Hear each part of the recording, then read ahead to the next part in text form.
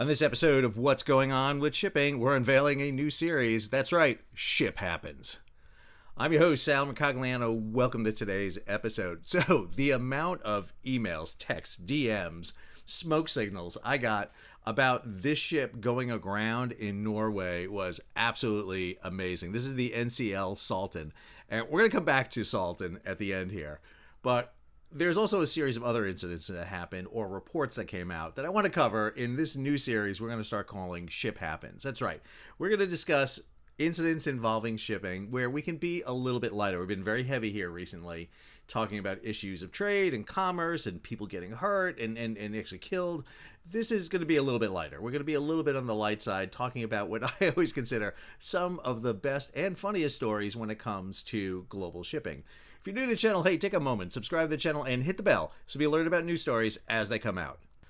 All right, our first story is going to take us to North Korea and the Dear Leader, where we see the launching of the second of a new class of destroyers for the North Korean Navy. Now, North Korea, the Democratic People's Republic of Korea, has been in a nonstop war with the Republic of Korea since 1950. Yes, that war is still going on. It never ends. It's one of the last vestiges of the Cold War. However, Korea has announced their plan to really expand their naval footprint. They've launched frigates and small patrol boats. They've even launched submarines, and we're talking about ballistic missile submarines.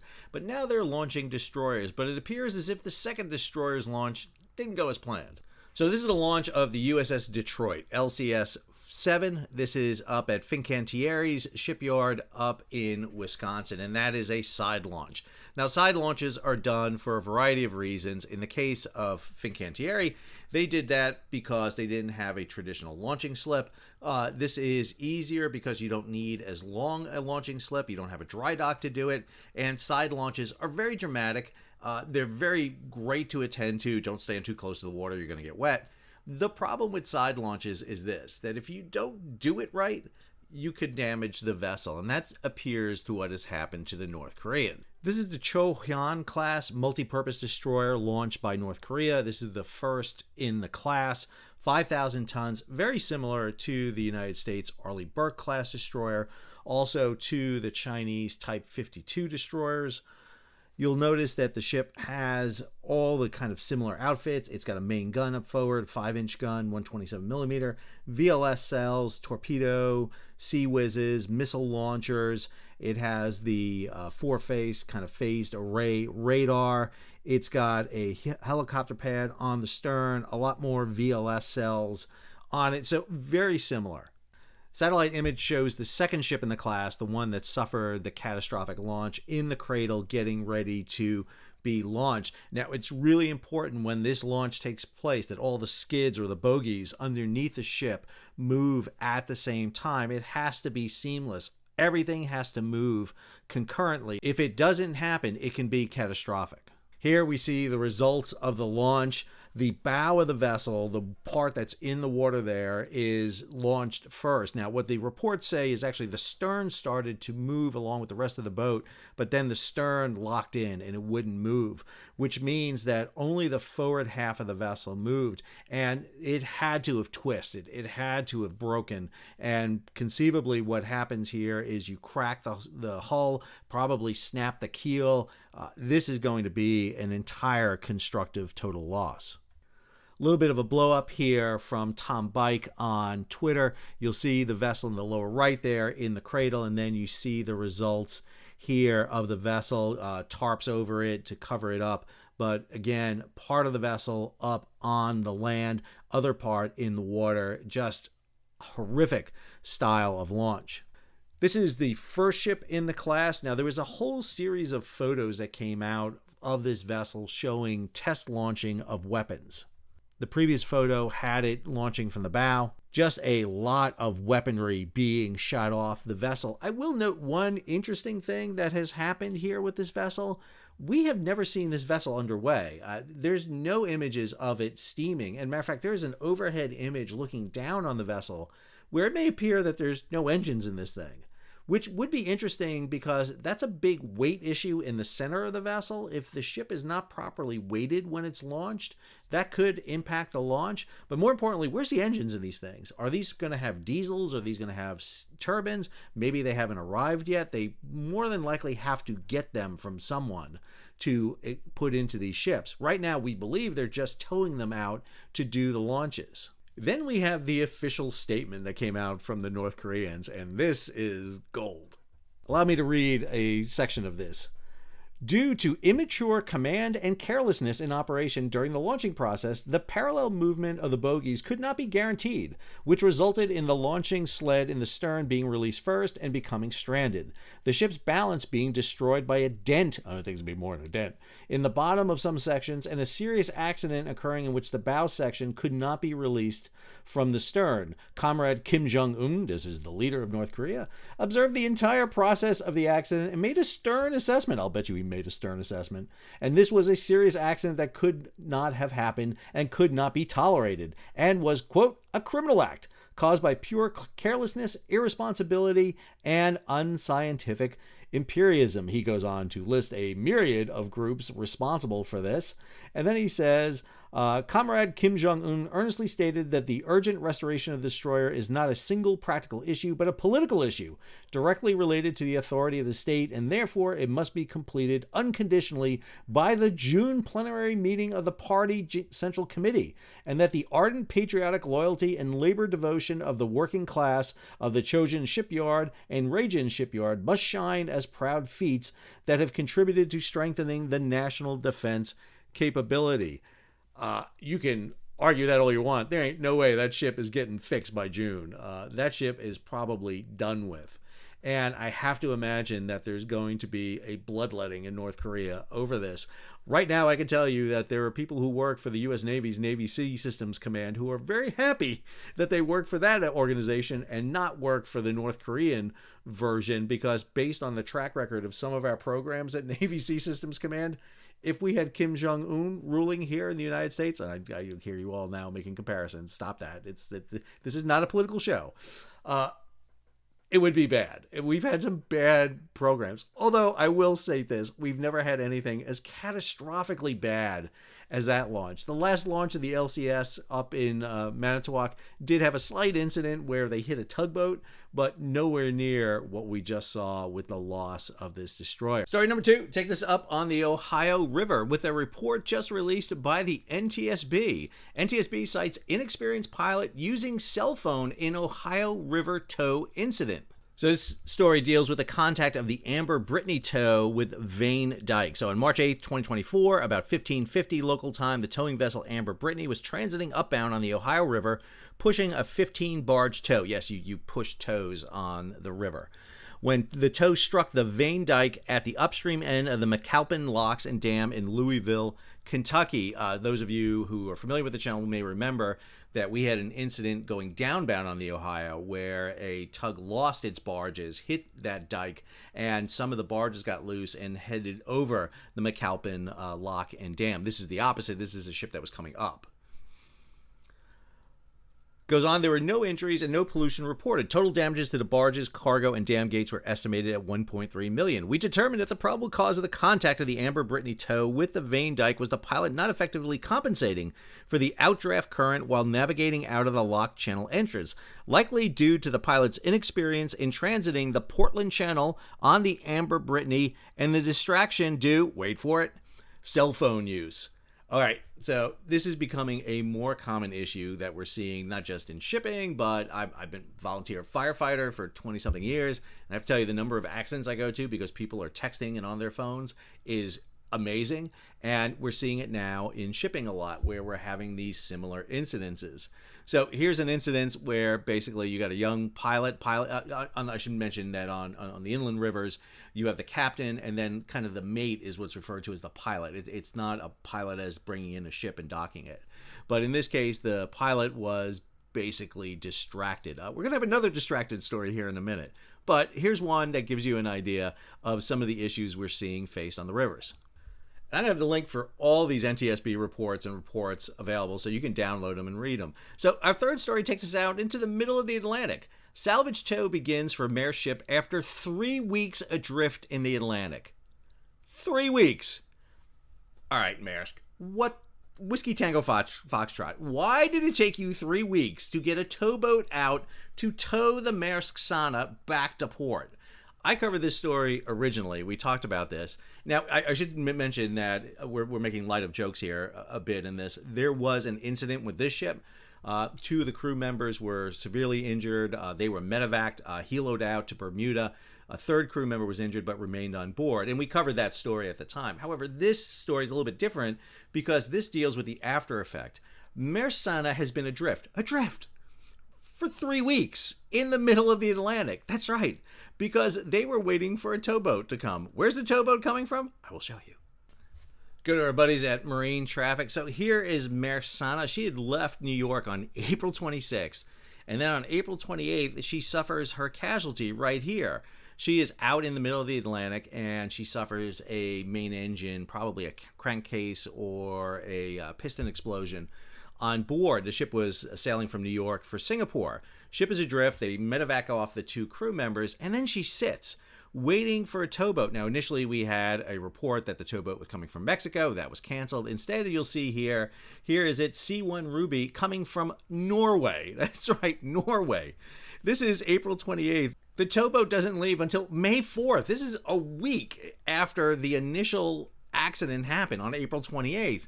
The vessel will leave Norway heading to Maersk Sana that is slowly drifting back to the United States. I mean, it's in the current now. So it is adrift heading toward the United States. And if you've never been on a big ship adrift out in the middle of the Atlantic, I've had that experience. My first cadet cruise on board the training ship Empire State 5, we broke down and drifted, what we affectionately referred to as summer sea drift, for a week, and it's miserable. It is miserable to be on board. Now, the ship had power because you have auxiliary diesels and ship service diesel generators. It was the main engine that was out, but nevertheless, the ship was adrift for a week.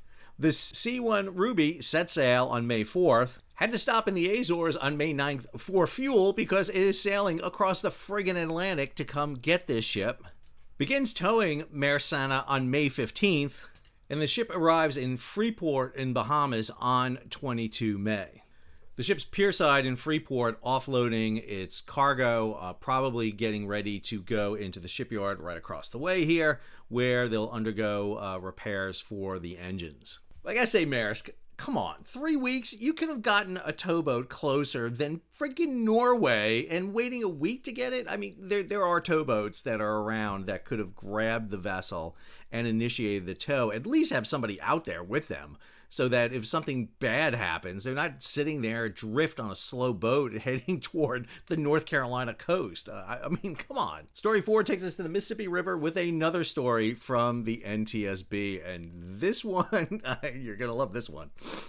NTSB, Mississippi towboat grounded while pilot took a bathroom break. Yes, that's right. We're having a grounding here because of... You'll find out. So here's the story. While the towing vessel City of Louisville was upbound on the Mississippi River pushing 11 barges on July 29, 2023, it ran aground on a charted shoal and rocky area. The grounding caused fractures to the vessel bottom plating underneath the engine room, leading to water flooding into the engine room machinery and aft accommodation spaces. An estimated 30 gallons of gear oil was released into the river. No injuries were reported. Damage to the vessel was estimated at $2 million. The pilot, again, pilot is the mate, was alone on watch in the wheelhouse when the grounding occurred. The pilot told investigators that he had left the helm and went to the port side of the wheelhouse. He estimated he was gone maybe 5 minutes. Quote, leaving the helm unattended is contrary to prudent navigation practices when operating on rivers, the report said. Continuation. The Mississippi River in particular has frequent turns and the potential for strong currents and heavy traffic. Due to these factors, inattention to a vessel's path, even for a brief period, can result in encountering other vessels and hazards such as shallow areas or fractures on the banks nearby. All right. Why did he leave the helm for 5 minutes? If you ever wonder why I do this YouTube channel, this is one of the reasons right here. This story and the next one is really that story. So going into the NTSB report, we get a very detailed track analysis of the vessel with a breakdown of where the vessel is. Right here, you'll see at 1442, the pilot leaves the helm. At 1444, the sailing line course changes, but it's not made because he's not there. 1447, the pilot returns to the helm. And then 1449, the vessel grounds. The vessel basically missed a slight turn in the river to keep it on track, and the tow runs aground. The reason for it is absolutely stellar. Allow me to read the comment by Reliant Marine Solutions that's included in the NTSB report. Loss of situational awareness. Pilot stated he stepped away from the pilot house console to urinate in a plastic bag. Okay, that's very unique, very descriptive. A plastic bag, not a bucket, not over the side, but in a plastic bag. When he returned to the pilot house console, he realized the tow was out of the channel. He turned the steering rudders to starboard in an effort to steer back into the channel, but the boat ran aground very soon after, resulting in the hull becoming holed and the engine room taking on water. But my favorite part in the report is this. The pilot told investigators that he threw the bag overboard, out the port door of the wheelhouse. He estimated he returned to the helm at 1447. All right, hang on a second. You're the pilot on a towboat. You're coming up to a course change. You need to urinate. Your decision to do is to go out to the side of the ship, out to the side of the wheelhouse, pee in a bag, then take the pee in the bag, seal it, I assume, throw it overboard. By the way, you're not allowed to throw any plastics overboard, so that's pollution. Throws it overboard, and by the time he comes back, he's grounded. All right, this is 2 in the afternoon. It's 2:47. There's nobody else awake that can come to the bridge for a minute to watch the helm while you're peeing. You couldn't pee while looking forward out the window. I mean, why'd you have to go pee off to the side? Who are you hiding from on the bridge that you have a little bit of modesty? I don't want to pee in front of the helm. I better go over here. I shouldn't make light of this because I've had these situations where I'm on the bridge and I gotta go to the bathroom, but you usually call someone to take the helm for you, or you're out in the middle of the ocean and it doesn't really matter. When you're in a tight maneuvering situation with a course change coming up, can you hold it for just a second? Or again, just pee while you're making the course change while you're doing it? I don't know. It's just one of those stories that strikes me as very funny. And then we have the pièce de résistance of this episode. Let's go to Norway. Tenker du om det du ser her? Ja, altså han hadde flaks som gikk på land akkurat der. 5 meter lengre syd, og han hadde kommet inn i soverommet. Og det hadde jo ikke vært spesielt hyggelig. Hva vet du om hva som skjedde? Nei, det hadde gått på autopilot fra andre siden av fjorden. Altså ikke tatt til høyre for å kjøre inn til Orkanger, men bare kjørt rett frem mot Byneslandet. Så der har nok noen vært veldig lite oppmerksom ombord. Hva hørte du, eller? Hørte ingenting. Lå altså og sov 7 meter fra baugen, og det her har det vært et ettertrykkelig bråk. Men det har vel vært en langsom buldring og ikke et smell. Den står jo også på land ganske ettertrykkelig, og den gikk på land på full flo. Så den er jo ikke i nærheten av å bli løftet av. Altså det kommer ikke noe mer flo. Så her blir den stående, så jeg er veldig spent på å se hvordan de skal få dette skipet av. Uopprettelig skade har ikke skjedd, så man får kose seg med det absurde i situasjonen. Det er ikke ofte du ser et skip stå sånn i fjæra hvor du har badet hele livet. So the stupidest, most idiotic, unrealistic image ever in a movie about a ship has got to be this one here from Speed 2. It's just off the walls nuts. I mean, everyone I've ever known who sailed sat there and said that this is the worst scene ever. Then you have this right here, and you gotta sit there and go, "Oh, maybe it's not that. Maybe Speed 2 is being accurate. I don't know," because that's crazy. I just love the fact that guy is so calm that, hey, 7 meters the other way, he's in my bedroom. I mean, it's a Norwegian. Norwegians are like that. They're just not going to get that excited. Let's go ahead and go to marine traffic. So here's the track of the NCL Salton. Very short distance. She was sailing out of Averøy. I'm not going to be able to say that right, but was heading up toward the region of Orkanger near Trondheim. You'll see the vessel came down the fjord here. You'll see the ship coming in here, speed of nearly 16 knots, never deviates from its course, and just boom, right into the shore. I mean, it just didn't change. So questions are going to be, was this ship on some sort of autopilot? Was the course programmed in? Did the officers on the ship just miss the turn because they were supposed to head down here, down the fjord, head toward here, toward the port down here? Instead, just smack dab right into the shore at 16 knots. And you can kind of see that from the imagery. Story from Marine Traffic says that after one attempt to refloat the 439-foot container ship, Norwegian authorities reported the vessel operator had retained a tug to aid with the effort. They're conducting a ground survey, which delayed a planned attempt to refloat the ship at high tide Thursday night. NCL Stolten remains grounded in Bisent, Norway, west of Trondheim. The police told the news outlet VG that they had conducted a breath test for the crew members on the bridge, and there was no suspicion of intoxication. The police had collected the vessel's documents and log, but said a more detailed investigation would wait till the ship is refloated. Reports indicate that the weather was good at the time of the year. 0500 is already daylight in Norway. It's summertime. It's daylight always in Norway, especially around Trondheim. The Norwegian Coastal Authority is monitoring the situation. Reports the oil spill response vessel, I'm not even going to try my Norwegian here, is standing by. This is a serious incident, and we are grateful that nobody was injured in the grounding. Yes, we're very thankful that the bow of the ship did not go into this dude's bedroom. Built in 2002, the vessel is registered in Cyprus and operates a Norwegian coastal route with connections to Bremerhaven and Rotterdam, 886 TEU, 20-foot equivalent units, crew of 16 consisting of Norwegians, Russians, and Ukrainians. That's probably a fun-loving crew right there. VG is reporting the ship had been involved in 4 incidents in less than 3 years. The newspaper is saying that the ship ran aground in Tamarvika in October 2023, but was able to free itself. In April of 2024, it made contact with a pier while maneuvering in Ulsund and had a 6-meter gash in the hull. And in January 2023, the ship was stranded at sea for 5 hours while the crew replaced a fuel pipe. So again, when we look at issues involved with shipping, I mean, you got to laugh at some of this stuff. It is a bit comical. So we had 5 ships happening out there around the world. We had a North Korean destroyer hung up during a launch. We had a pilot distracted on the Ohio River near Louisville. We saw Maersk obviously waiting forever to get a towboat to go save a stranded container ship. We have a pilot on a towboat in the Mississippi who had to take a pee break and then wind up grounding. And then we have a container ship that almost speed tooed its way into the bedroom of some Norwegian dude. I'm happy about today's episode. I don't know about you, but I enjoy episodes like this. And I hope you did too. And if you did, hey, take a moment, subscribe to the channel and hit the bell so you'll be alerted about more ridiculous nonsense when it comes to shipping when it happens.